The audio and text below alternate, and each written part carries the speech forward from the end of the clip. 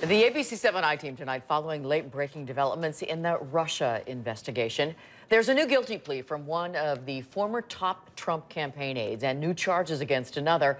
And we've learned former Trump campaign chairman Paul Manafort's name has also been dragged into a high-dollar Chicago divorce case. Eyewitness News investigative reporter Chuck Aide joining us tonight. He has details. Kathy, just when Paul Manafort's legal problems seemed insurmountable, we find out he has been looped into a Chicago banker's divorce case. Jumbo loans that Manafort got from Chicago-based Federal Savings Bank are now caught up in the bank's CEO's divorce. The I-team has gone through the divorce file of Stephen Koch, a former Trump campaign advisor whose bank loaned Manafort $16 million. Paul Manafort dummied up loan paperwork, according to prosecutors, who suggest he finagled Chicago's Federal Savings Bank into loans totaling $16 million. It seems no coincidence that Manafort came to Federal Savings Bank, whose founder, Stephen Koch, was an economic advisor to the Donald Trump campaign while Manafort was campaign chairman. But now, buried in Koch's voluminous divorce file here in Cook County is a subpoena for Manafort documents. Last spring, Koch's estranged wife, Donna, demanding the entire loan file for any and all loans made to Paul Manafort, questioning the lending practices of her husband's bank.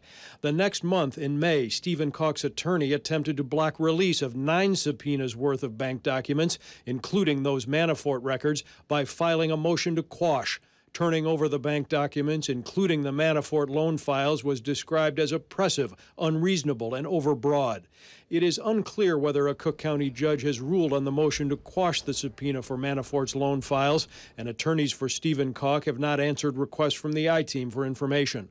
One of Donna Koch's attorneys told the I-team that they would have no comment as the case is subject to a protective order.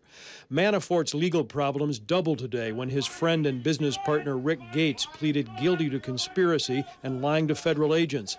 Gates is now cooperating with the special counsel. A short time later in Washington, prosecutors filed a new set of charges against Manafort, alleging he and Gates secretly recruited and paid former European politicians to lobby in the United States on behalf of Ukraine. In a statement a little while ago, Manafort maintaining his innocence and blasting Gates for the guilty plea, writing that he had hoped and expected Gates would have had the strength to continue to do battle to prove our innocence. For reasons yet to surface, according to Manafort, he chose to do otherwise. But back to the divorce, there's always a Chicago connection. It appears that way, Chuck.